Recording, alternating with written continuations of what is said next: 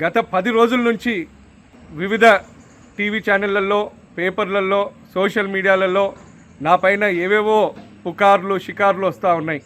కొంత ఈ మాధ్యమాలన్నీ కూడా ఇతర పార్టీలకు సంబంధించిన మాధ్యమాలు. మరి వాళ్ళు ఇచ్చిన హామీలను నెరవేర్చలేక ప్రజలకు మభ్యపెట్టాలి, ప్రజలకు ఎప్పటికప్పుడు ఏదో విధంగా దారి మళ్లించాలనే ఉద్దేశంతో వాళ్ళు ఇచ్చిన హామీలను నెరవేర్చకుండా మరి ఇటువంటి బురద జల్లే కార్యక్రమాలు చేస్తూ ఉన్నారు. వీటిని ఎవ్వరు కూడా నమ్మకండి.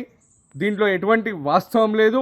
వీటన్నిటిని కూడా నేను ఖండిస్తూ ఉన్నాను. మరి నేను నిన్ననే చూస్తూ ఉన్నా, ఏదో టీవీ ఛానల్లో ఏదో సోషల్ మీడియాలో వస్తూ ఉంది. మరి ఇదంతా నేను వేసిన ప్లానే. గోల బాలరాజ్ని ఫస్ట్ నేను పంపించి మరి నేను తర్వాత ఇంకొంతమంది మాజీ ఎమ్మెల్యేలను తీసుకొని బీజేపీలోకి పోతున్నానని, ఇవన్నీ హాస్యాస్పదంగా ఉన్నాయి. నేను వీటిని అన్నిటినీ ఖండిస్తూ ఉన్నాను. వీటిలో ఎటువంటి వాస్తవం లేదు.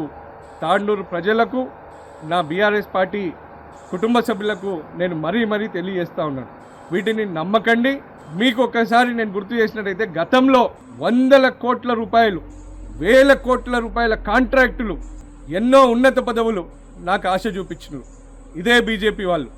అయినా నా తాండూరు ప్రజలకు అన్యాయం చేయకూడదు, నా తెలంగాణకు అన్యాయం చేయకూడదు, తెలంగాణను ప్రపంచంలోనే అన్ని రంగాలలో ముందుకు తీసుకెళ్తున్న బీఆర్ఎస్ ప్రభుత్వానికి, కేసీఆర్ గారికి, కేటీఆర్ గారికి, హరీష్ రావు గారికి అన్యాయం చేయకూడదు అని చెప్పి నేను ఆ రోజు బీఆర్ఎస్ పార్టీకి కంకణబద్ధున్నై కేసీఆర్ గారి మానసపుత్రుడిగా, మన తాండూరు బిడ్డగా, దేశంలో ఎవ్వరు సాహసించలేంది మీ బిడ్డ రోహిత్ రెడ్డి ఆ రోజు సాహసం చేసిండు. నాకు నా సొంత లాభం ముఖ్యం కాదు, నా తాండూరు అభివృద్ధి నాకు ముఖ్యం, నా తాండూరు ప్రజల సమస్యల పరిష్కరణ నాకు ముఖ్యం, నా తెలంగాణ దేశంలోనే అన్ని రంగాలలో ముందుకెళ్లాలనే అదే నా ముఖ్యం అని చెప్పి నేను ఆ రోజు ఈ కొంతమంది బీజేపీ తరఫున వచ్చిన వాళ్ళను బహిరంగంగా నేను ఆ రోజు ప్రపంచానికి వాళ్లకు పట్టియడం జరిగింది.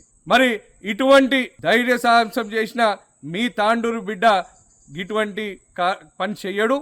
నేను ఈరోజు కూడా చెప్తా ఉన్నాను, నా కొన ఊపిరి వరకు తాండూరు ప్రజా సేవే నాకు ముఖ్యం.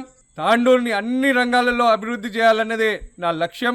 ఒక తెలంగాణ బిడ్డగా తెలంగాణను అన్ని రంగాలలో ముందుకు తీసుకెళ్లడంలో బీఆర్ఎస్ పార్టీతో పాటు కేసీఆర్, కేటీఆర్ గారితో పాటు ఒక సైనికుడిగా పనిచేయడమే నాకు ముఖ్యమని చెప్పి నేను మీ అందరితో మళ్ళీ తెలియజేస్తా ఉన్నాను.